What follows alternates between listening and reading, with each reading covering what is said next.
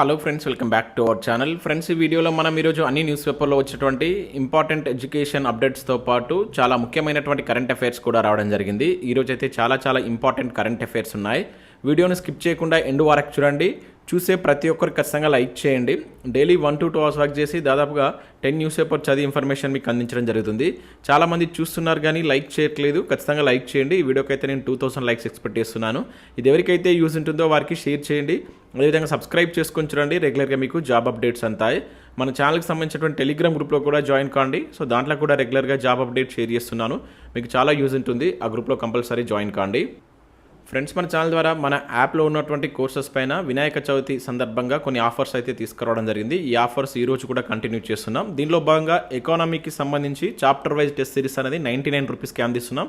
మీకు అవి ప్రశ్నలు తెలుగు అదేవిధంగా ఇంగ్లీష్ మీడియంలో అయితే ఉంటాయి. ప్రతి ప్రశ్నకు సంబంధించినటువంటి వివరణ అనేది ఉంటుంది. సో 99 రూపీస్కి అందించడం జరుగుతుంది. దీని ప్రైస్ తర్వాత 199 చేయబోతున్నాం. అండ్ దాంతోపాటుగా గ్రూప్ 2 గ్రూప్ 3కి యూజ్ అయ్యేటువంటి ర్యాపిడ్ రివిజన్ కోర్సు 199కి అందిస్తున్నాం. అండ్ గ్రూప్ 2 పూర్తి టెస్ట్ సిరీస్ తెలుగు అదేవిధంగా ఇంగ్లీష్ మీడియంలో ఉంటుంది. ఇది 249కి అందిస్తున్నాం. అండ్ ఫారెస్ట్ బీట్ ఆఫీసర్ కావచ్చు, కానిస్టేబుల్ అండ్ ఎస్ఐకి సంబంధించినటువంటి ఫుల్ కోర్సెస్ కూడా 199కి అందించడం జరుగుతుంది. TET, DSC, SGT full course 99కి అందిస్తున్నాం. ఇంక ఇవే కాకుండా కరెంట్ అఫైర్స్ సంబంధించిన పీడిఎఫ్స్ కూడా ఉంటాయి. సో ఎవరైనా కావాలనుకుంటే ఈ రోజే ఇమీడియట్గా తీసుకునే ప్రయత్నం చేయండి. తర్వాత వీటి యొక్క ప్రైస్ అనేది ఇంక్రీజ్ చేయబడతాయి. ఫ్రెండ్స్, ఈరోజు అప్డేట్స్ కనుక చూసినట్లయితే మనకి ఇక్కడ ఫస్ట్ అప్డేట్ వచ్చేసి టీజీపీఎస్సీ నుంచి ఒక ఇంపార్టెంట్ అప్డేట్ అయితే చూడవచ్చు. మరొక పరీక్షకు సంబంధించిన ఫలితాలు అయితే రిలీజ్ కావడం జరిగింది.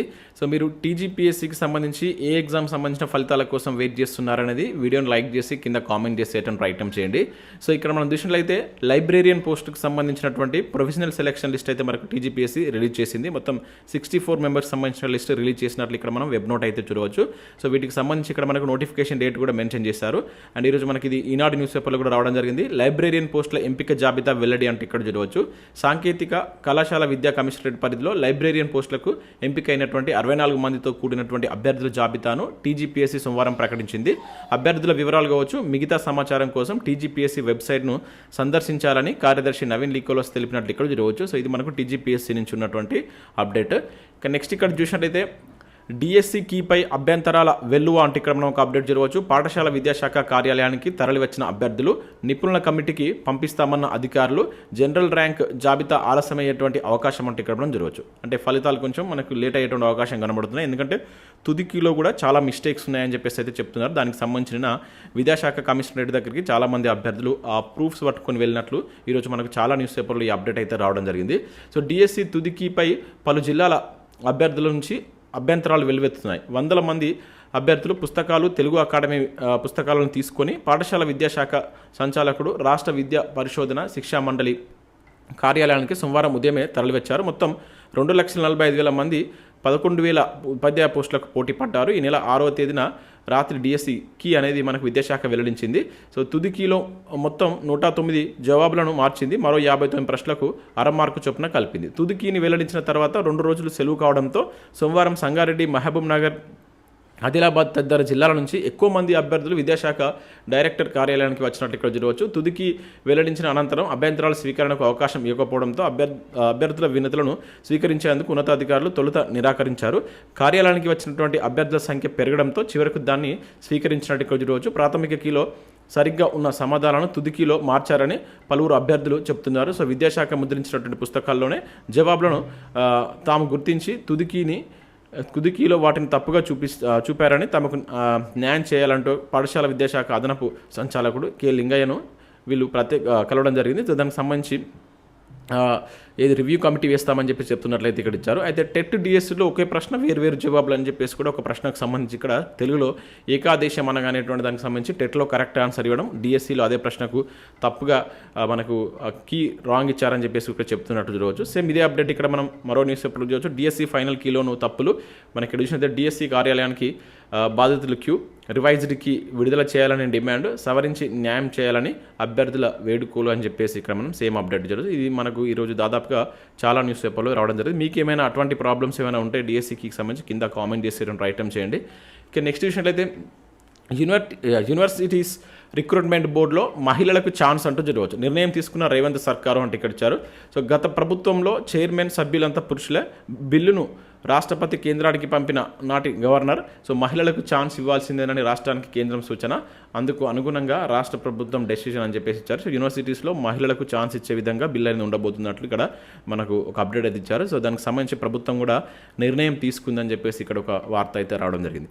ఇక నెక్స్ట్ నీటిపారుదల శాఖలో 12 మంది ఏడబ్ల్యూల ఎంపిక అంటే ఇక్కడ ఇచ్చారు. సో రాష్ట్ర నీటిపారుదల శాఖలో 12 మంది అసిస్టెంట్ ఎగ్జిక్యూటివ్ ఇంజనీర్లను ఎంపిక చేశారంటూ చూడవచ్చు. వీరంతా 2022-24 బ్యాచ్కి చెందినటువంటి సివిల్ ఎలక్ట్రికల్ అభ్యర్థులు. సర్టిఫికేట్ల పరిశీలన పూర్తయిన తర్వాత రోస్టర్ ప్రకారం ఆయా విభాగాలకు చెందినటువంటి అభ్యర్థులను ఎంపిక చేశామని నీటిపారుదల శాఖ engineer chief Anil Kumar circular జారీ చేసినట్టుగా ఇక్కడ ఒక అప్డేట్ చూడవచ్చు. ఇంకా నెక్స్ట్ మనకు ఐటీబీపీలో కానిస్టేబుల్ ఉద్యోగాలకు సంబంధించిన నోటిఫికేషన్ అయితే రిలీజ్ కావడం జరిగింది. దాదాపుగా మనకు 300 ఎబో వేకెన్సీస్కి సంబంధించినటువంటి నోటిఫికేషన్. సో ఇంట్రెస్టెడ్ క్యాండిడేట్స్ ఒకసారి మీరు ఐటీబీపీ వెబ్సైట్కి వెళ్ళి చూసేటువంటి ప్రయత్నం చేయండి. దాంతోపాటు ఇక్కడ త్రివిధ దళాలకు మార్గం మిలిటరీ స్కూల్కి సంబంధించిన నోటిఫికేషన్ కూడా ఉంది. మీరు వీటికి సంబంధించినటువంటి వెబ్సైట్కి వెళ్ళినట్టయితే పూర్తి వివరాలు ఉంటాయి. లేదంటే నేను వాటి యొక్క వివరాలు మన టెలిగ్రామ్లో షేర్ చేస్తాను. దాంట్లో మీరు జాయిన్ అయ్యేటువంటి ప్రయత్నం చేయండి. ఇంకా సాక్షికి సంబంధించినట్టు ఇక్కడ మనకు జనరల్ స్టడీస్ ఇండియన్ పాలిటిక్స్ సంబంధించిన ప్రాక్టీస్ ప్రశ్నలు ఇచ్చారు. అండ్ వెలుగు సక్సెస్లో కనుక చూసినట్టు ఇక్కడ కూడా మనకు పాలిటీ లోక్సభ స్పీకర్కి సంబంధించిన దానిపైన ఒక మంచి ఆర్టికల్ అయితే ఇవ్వడం జరిగింది. సో ఇంట్రెస్టెడ్ క్యాండిడేట్స్ ఒకసారి వీటిని మీరు డౌన్లోడ్ చేసుకుని చూసి చదివేటువంటి ప్రయత్నం చేయండి. ఈనాడు ప్రతిభలో కావచ్చు అండ్ నమస్తే తెలంగాణలో కూడా మనకు చాలా మంచి ఆర్టికల్స్ వస్తుంటాయి. రెగ్యులర్గా వాటిని మీరు ప్రాక్టీస్ సెషన్ కింద పెట్టుకోండి. సో ఇవి మనకు వివిధ న్యూస్ పేపర్లో వచ్చినటువంటి important education updates. Next current affairs చూద్దాం. చాలా ఇంపార్టెంట్ కరెంట్ అఫైర్స్ ఉన్నాయి. చాలా ఎక్కువ కరెంట్ అఫైర్స్ ఉన్నాయి. స్కిప్ చేయకుండా చూడండి. ఖచ్చితంగా లైక్ చేయండి. నేను చెప్తున్నా కూడా చాలా తక్కువ మంది వీడియోని లైక్ చేస్తున్నారు.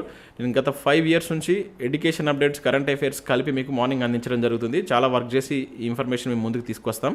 జస్ట్ ఒక సింగిల్ లైక్ చేస్తే మాకు ఎంకరేజింగ్గా ఉంటుంది కనుక ప్రతి ఒక్కరు లైక్ చేసి మీ మిత్రులకు షేర్ చేసేటువంటి ప్రయత్నం చేయండి. సో ఇక్కడ మనం ఫస్ట్ కరెంట్ అఫైర్ చూద్దాం. సో దాంతోపాటుగా మనం economy survey, Telangana economy survey సంబంధించిన వీడియోస్ అనేది మళ్ళీ అప్లోడ్ చేస్తున్నాం. నేను ఆల్రెడీ ఒక వీడియో అప్లోడ్ చేయడం జరిగింది. సో మళ్ళీ వాటిని కంటిన్యూ చేస్తున్నాను. ఇంట్రెస్టెడ్ క్యాండిడేట్స్ ఒకసారి చూసేటువంటి ప్రయత్నం చేయండి. ఇక్కడ చూసినట్టయితే ప్రజాపద్దుల కమిటీ చైర్మన్గా అరికపూడి గాంధీ అంటే ఇక్కడ చూడవచ్చు. అంచనాల కమిటీ చైర్పర్సన్గా పద్మావతి రెడ్డి, ప్రభుత్వ రంగ సంస్థల కమిటీ చైర్మన్గా కె శంకరయ్య అంటే ఇక్కడ చూడవచ్చు. సో తెలంగాణ శాసన సభాపతి పలు కీలక కమిటీలను నియమిస్తూ సోమవారం నిర్ణయం తీసుకున్నారు. ఇక్కడ మీరు గుర్తుంచుకోవాల్సిందంటే ఏ కమిటీకి ఎవరనేది ఇంపార్టెంట్. సో ప్రజాపద్దుల కమిటీ చైర్మన్గా చూసినట్లయితే మనకు శేరిలింగంపల్లి ఎమ్మెల్యే అయినటువంటి అరికెప్పుడు గాంధీ, అదేవిధంగా అంచనాల కమిటీ చైర్పర్సన్గా కోదాడ ఎమ్మెల్యే అయినటువంటి పద్మావతి రెడ్డి అండ్ ప్రభుత్వ రంగ సంస్థల కమిటీ చైర్పర్సన్గా షాద్ నగర్ ఎమ్మెల్యే అయినటువంటి కె శంకరయ్యను నియమించినట్లు ఇక్కడ చూడవచ్చు. సో ఇది గుర్తుంచుకోండి. వాళ్ళ యొక్క కమిటీలు ఇవి ముఖ్యంగా మనకు కమిటీలకు సంబంధించి మన ఇండియన్ పాలిటీలో చదువుతాం. సో అక్కడ మనకు చాలా కీ రోల్ అవి. ఎందుకంటే అక్కడ నుంచి మనకు ప్రీవియస్లో చాలాసార్లు క్వశ్చన్స్ పడడం జరిగింది. ఏ కమిటీ ఏంటి, సలహా కమిటీ ఏంటి, ప్రభుత్వ ఖాతాల కమిటీ ఏంటి, వేటిని కవల కమిటీలు అని చెప్పేసి అంటారని చెప్పేసి మనకు ప్రీవియస్లో క్వశ్చన్స్ అడిగారు. సో మీకు వాటి గురించి తెలిసినట్టయితే కింద కామెంట్ చేసేటువంటి ప్రయత్నం చేయండి. సో ఇది దాని యొక్క కంటిన్యూషన్ న్యూస్ అది. ఇంకా నెక్స్ట్ చూసినట్టయితే చంద్రబోస్, బలగం, కొమరయ్య, మొగలయ్యలకు పొన్నం సత్తయ్య స్మారక పురస్కారాలు అంటూ చూడవచ్చు. సో సినీ గేయ రచయిత, ఆస్కార్ అవార్డు గ్రహీత చంద్రబోస్, అదేవిధంగా బలగం ఫేమ్ కళాకారులు కొమరయ్య, మొగలయ్యలకు ఈ పొన్నం సత్తయ్య గౌడ్ స్మారక పురస్కారం జ్యూరీ దానికి సంబంధించి వాళ్ళని ఎంపిక చేసినట్టు చూడవచ్చు. నెల 13 రవీంద్ర భారతి వేదికగా సాయంత్రం 6 గంటలకు వారికి ఈ పురస్కారాల ప్రధానోత్సవం జరుగుతుందని చెప్పేసి ఇక్కడ ప్రకటించినట్టు చూడవచ్చు. దీనిలో భాగంగా పురస్కార గ్రహీతలకు ఒక్కొక్కరికి 51,000 నగదుతో పాటు మెమెంటోతో సత్కరిస్తారని చెప్పేసి ఇక్కడ ఇచ్చారు. గుర్తుంచుకోండి పేర్లు: చంద్రబోసు, బలగం సినిమాలో నటించినటువంటి కొమరయ్య, మొగిలయ్యలకు ఈ అవార్డు అనేది రావడం జరిగింది. ఇంకా నెక్స్ట్ భారత్కు అగ్రస్థానం అంటూ చూడవచ్చు. ప్రపంచ బధిరుల షూటింగ్ అని చెప్పేసి ఇచ్చారు. సో ఇది మనకు ఢిల్లీ వేదికగా జరిగింది. సో ప్రపంచ బధిరుల షూటింగ్ ఛాంపియన్షిప్లో భారత్ అగ్రస్థానం కైవసం చేసుకుంది. సో ఆదివారం ముగిసినటువంటి పోటీలో భారత్కు 21 పథకాలతో నెంబర్ 1గా నిలిచింది. ఈ పథకాల సంఖ్యను గుర్తుంచుకోవాలి, ఇంపార్టెంట్. సో ప్రతి పథకం కూడా మనకు స్వర్ణం 7 రావడం జరిగింది, రజతం 7, కాంస్యం కూడా 7 పథకాలతోటి మొత్తం 21 పథకాలతోటి భారత్ ఫస్ట్ ప్లేస్లో ఉంది. తర్వాత మనకు ఉక్రెయిన్ అనేది సెకండ్ ప్లేస్లో ఉంది, జర్మనీ అనేది థర్డ్ ప్లేస్లో ఉంది. సో మన భారత్ ఫస్ట్ ప్లేస్లో ఉంది కనుక ఈ క్వశ్చన్ మనం ఎక్స్పెక్ట్ చేయవచ్చు. జాగ్రత్తగా గుర్తుంచుకోండి. ఇక నెక్స్ట్ చూసినట్టయితే ఇక్కడ ఆల్రెడీ నిన్న మనం దీనికి సంబంధించి చూసాం. భలే గెలిచాడు అంటూ చూడవచ్చు. యుఎస్ ఓపెన్ ఫైనల్లో ఫ్రిడ్జ్పై సీనియర్ విజయం అని చెప్పేసి ఇక్కడ ఇవ్వడం జరిగింది. ఆల్రెడీ నిన్న మహిళల సింగిల్స్కి సంబంధించి చూసాం. మహిళల సింగిల్స్ ఎవరు గెలిచారని మీరు కింద కామెంట్ చేయండి. ఆమె ఏ దేశానికి సంబంధించిన పర్సన్ అని కామెంట్ చేసే ప్రయత్నం చేయండి. సో ఇతను ఈ సీనియర్ అనేటువంటి వ్యక్తి ఇటలీకి సంబంధించిన player. First time US Open టెన్నిస్ను గెలుచుకున్నటువంటి ప్లేయర్. నిన్న కూడా మనం ఆల్రెడీ దీన్ని చూసాం. ఇక నెక్స్ట్ సో నెక్స్ట్ అప్డేట్ ఇక్కడ విషయం అయితే భారత్కు చివరి స్థానం అంటూ చూడవచ్చు ఇంటర్ కాంటినెంటల్ ఫుట్బాల్ అని చెప్పేసి ఇక్కడ ఇవ్వడం జరిగింది. ఇది మనకు హైదరాబాద్ వేదికగా జరిగింది, చాలా ఇంపార్టెంట్.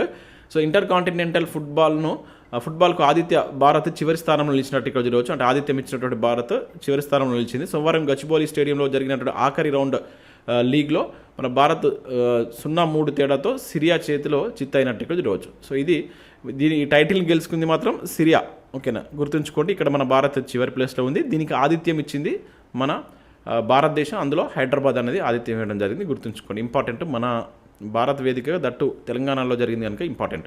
ఇక భారత్ యుఏఈ మధ్య 4 కీలక ఒప్పందాలు అంటూ చూడవచ్చు. ఇంధన రంగంలో సహకారానికి నిర్ణయం. సో మన దేశం యుఏఈల మధ్య ఇంధన సహకారాన్ని విస్తరించుకునేటువంటి దిశగా సోమవారం 4 కీలక ఒప్పందాలు కుదిరాయంట. సో అన్ని రకాల వ్యూహాత్మక సంబంధాలపై దృష్టి సారిస్తూ మనకు అబుదాబి యువరాజు అయినటువంటి Sheikh Khalid bin Mohammed bin Zayed Al నహ్యాన్తో ప్రధాని నిన్న ఒక సమావేశం అయితే నిర్వహించి చర్చలు చేసిన నేపథ్యంలో సో ఇక్కడ కొన్ని ఒప్పందాలు కుదిరాయి. మనం ఆల్రెడీ నిన్న చూసాం మన భారతదేశ పర్యటనలో అబుదాబి రాజు ఉన్నట్లుగా. సో దానిలో భాగంగా 4 కీలక ఒప్పందాలు కుదిరాయి. అవి కూడా ఇంధన రంగంకి సంబంధించి ఇక్కడ చూడవచ్చు. అవి ఏంటి అని కూడా ఇక్కడ ఇచ్చారు. Abu Dhabi national oil corporation, Indian oil corporation limited మధ్య దీర్ఘకాలిక ఈ ఎల్ఎన్జి సరఫరా ఉడంబడిక కావచ్చు. ఇంకా దాంతోపాటు ఇంకా టోటల్గా ఇవన్నీ మనకు ఈ గ్యాస్కి సంబంధించినటువంటి ఒప్పందాలు అన్నమాట. ఇది చాలా ఇంపార్టెంట్ అండి. తెలంగాణ జనసాంద్రత 386 అంటూ చూడవచ్చు. 2023 జూలై నాటికి రాష్ట్ర జనాభా 3.8 కోట్లు ఉండవచ్చు అని చెప్పేసి ఇక్కడ చెప్తున్నారు. ఇది రాష్ట్ర ఒక నివేదిక అయితే ఇచ్చింది మన కేంద్ర ప్రభుత్వంలో ఉన్నటువంటి కేంద్ర వైద్య ఆరోగ్య శాఖ రిలీజ్ చేసింది. ఇది గుర్తుంచుకోవాలి. మన సెంట్రల్ గవర్నమెంట్ ఇచ్చేటువంటి నివేదికలు ఎగ్జామ్ పాయింట్ ఆఫ్ వ్యూలో మనకి ఇంపార్టెంట్. రాష్ట్రంలో జనసాంద్రత అంటే మనకి ఇది చదరపు కిలోమీటర్కు జనాభా అని చెప్పేసి చూస్తాం. సో 386 మేర ఉన్నట్లుగా కేంద్ర వైద్య ఆరోగ్య శాఖ సోమవారం వెలువరించినటువంటి హెల్త్ డైనమిక్స్ ఆఫ్ ఇండియా 2022-23 పేరుతో ఈ నివేదిక వెల్లడించింది. సో ఇది పట్టణ ప్రాంతాల్లో 4,885, గ్రామీణ ప్రాంతాల్లో 210 మేర ఉంటుందని చెప్పేసి తెలపడం జరిగింది. దేశంలో 2023 జూలై నాటికి జనాభా అంచనాలు పట్టణాలు, గ్రామాల్లో వైద్య ఆరోగ్య పరంగా ఉన్నటువంటి మౌలిక వసతులు, మానవ వనరుల గురించి వెల్లడించినటువంటి నివేదిక ప్రకారం మనకు ఢిల్లీలో దేశంలోనే అత్యధిక జనసాంద్రత ఉందంట. దాని తర్వాత స్థానంలో మనకు చండీగఢ్, తర్వాత పుదుచ్చేరి, తర్వాత లక్షద్వీప్ ఉంది. సో మన తెలంగాణ చూసినట్లయితే 18th ప్లేస్లో ఉందట. ఈ నివేదిక ప్రకారం 18th ప్లేస్లో ఉంది. యాక్చువల్గా తెలంగాణలో 2011 ప్రకారం జనసాంద్రత ఎంత అనేది మీరు కింద కామెంట్ చేయండి. భారతదేశంలో ఎంత అనేది కూడా కామెంట్ చేయండి. ఇక్కడ జాతీయ సగటు చూసినట్లయితే మనకు 425 కంటే తెలంగాణ జనసాంద్రత తక్కువ ఉందంట. వీళ్ళ ప్రకారం మొత్తం భారతదేశ జనసాంద్రత ఎంత ఉండబోతుందంట 425 అని చెప్పేసి చెప్తున్నారు. దేశంలో వరుస క్రమంలో 18వ స్థానంలో నిలిచింది. 2023 జూలై 1 నాటికి జనాభా అనేటువంటిది ఇంత ఉంటుందట, 3,81,00,000 వరకు చేరుతుందని చెప్పేసి ఇచ్చారు. దీంతో కంపేర్ చేసుకున్నప్పుడు మనం సో గ్రామీణ జనాభా అనేటువంటిది పడిపోద్దంట.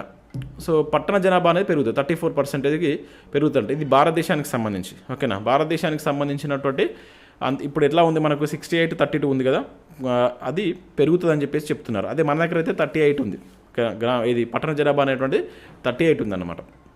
సో ఇవి పట్టణ జనాభాలో పెరుగుదల ఉంటుందని చెప్పేసి నివేదిక తెలుపుతుంది.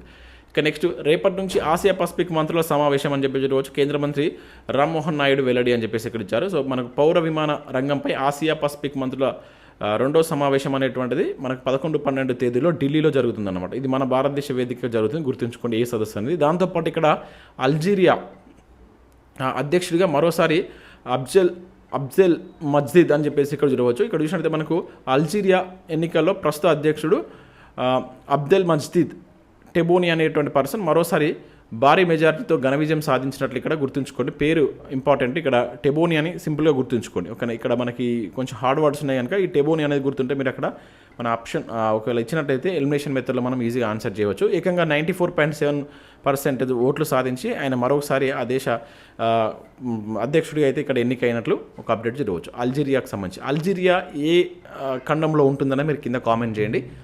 ఇంకా నెక్స్ట్ చూసినట్లయితే ల్యాబ్ 2 మార్కెట్ ప్రోగ్రామ్కు 23 అంకుర సంస్థల ఎంపిక అని చెప్పేసి ఇక్కడ ఇచ్చారు. సో అంకుర సంస్థలను ప్రోత్సహించేటువంటి లక్ష్యంతో మనకు టీ హబ్ చేపట్టినటువంటి ఈ AIC T hub lab 2 market ప్రోగ్రామ్కు 23 అంకుర సంస్థలు ఎంపికయ్యాయంట. దీనికోసం 200 అంకుర సంస్థలు దరఖాస్తు చేయగా వాటిని పరిశీలించి 23 సంస్థలను ఎంపిక చేసినట్లు ఇక్కడ టీ హబ్ వెల్లడించింది. ఇప్పుడు ఇవన్నీ వార్తల్లో ఉన్నప్పుడు టీ హబ్ గురించి కంప్లీట్ చదవాలి. మన ప్రీవియస్లో టీ హబ్కి సంబంధించి చాలాసార్లు మన టీజీపీఎస్సీ కావచ్చు ఇతర ఎగ్జామ్లో క్వశ్చన్స్ పడ్డాయి కనుక సో ఆ కోణంలో చదివితే మీకు ఇది రివిజన్ అయిపోతుంది. సో టీ హబ్ అనేది మనకి ఎప్పుడు ఏర్పడింది అనేది కింద కామెంట్ చేయండి. ఇక నెక్స్ట్ నలిమలకు కాలేజీ పురస్కారం ఆల్రెడీ నిన్న మనం చూసాం, నిన్న ఇవ్వడం జరిగింది. వచ్చే నెల 2న మనకు వరంగల్లో దీన్ని ప్రదానం చేయబోతున్నట్లు ఈరోజు కూడా మనకు న్యూస్ చూడవచ్చట. ఇక దేశంలో మంకీ ఫాక్స్ తొలి కేసు అంటూ చూడవచ్చు. నిర్ధారించిన కేంద్ర ప్రభుత్వం అనుమానితులకు పరీక్షలు నిర్వహించాలని ఆదేశం. సో దేశంలో ఒక మంకీ ఫాక్స్ బయటపడిందనేటువంటి విషయాన్ని కేంద్ర ప్రభుత్వం సోమవారం నిర్ధారించిందంట. అయితే అది ప్రపంచ ఆరోగ్య సంస్థ చెబుతున్నటువంటి ప్రమాదకర మంకీ ఫాక్స్ వేరియంట్ కాదని స్పష్టం చేసింది. మంకీ ఫాక్స్ వేగంగా ప్రబలుతున్న ఓ దేశం నుంచి భారత్కు వచ్చినటువంటి ఒక వ్యక్తిలో ఆ వ్యాధి లక్షణాలు గుర్తించినట్లు ఇక్కడ చూడవచ్చు. సో మొత్తం మీద అయితే కన్ఫర్మ్ చేసినట్లు ఇక్కడ చూడవచ్చు. కాకపోతే అది అంత పెద్ద వేరియంట్ ఏం కాదని చెప్పేసి మనకు ఆరోగ్య శాఖ చెప్తుంది. సో ఇవి మనకు వివిధ న్యూస్ పేపర్లో వచ్చినటువంటి ఇంపార్టెంట్ ఎడ్యుకేషన్ అప్డేట్స్ అయితే ఇంకా కరెంట్ అఫైర్స్. చూసిన ప్రతి ఒక్కరు కంపల్సరీ లైక్ చేయండి. చెప్తున్నా కూడా చాలా తక్కువ మంది వీడియోని లైక్ చేస్తున్నారు. సో మన యాప్ను డౌన్లోడ్ చేసుకోండి. ఆఫర్స్ ఈ రోజు కూడా ఉన్నాయి, వినాయక చవితి ఆఫర్స్. ముఖ్యంగా ఎకానమీకి సంబంధించిన టెస్ట్ సిరీస్ అనేది మనం చాప్టర్ వైజ్గా డేట్ వైజ్గా అప్లోడ్ చేస్తున్నాం. ఆల్రెడీ నిన్న మనం second test growth and development కూడా అప్లోడ్ చేయడం జరిగింది. చాలా మంచి రెస్పాన్స్ అయితే ఉంది. క్వశ్చన్స్ చాలా మంచి స్టాండర్డ్లో ఉన్నాయని చెప్పేసి చాలామంది అయితే మెసేజ్ చేస్తున్నారు. సో అట్లే మనం కంటిన్యూ చేస్తాం. కంప్లీట్గా 20 టెస్ట్లు అనేది మీకు మంచి ఎక్స్పెక్టెడ్ క్వశ్చన్స్ రేంజ్లోనే మనం ఆ క్వశ్చన్స్ అయితే ప్రిపేర్ చేస్తున్నాం.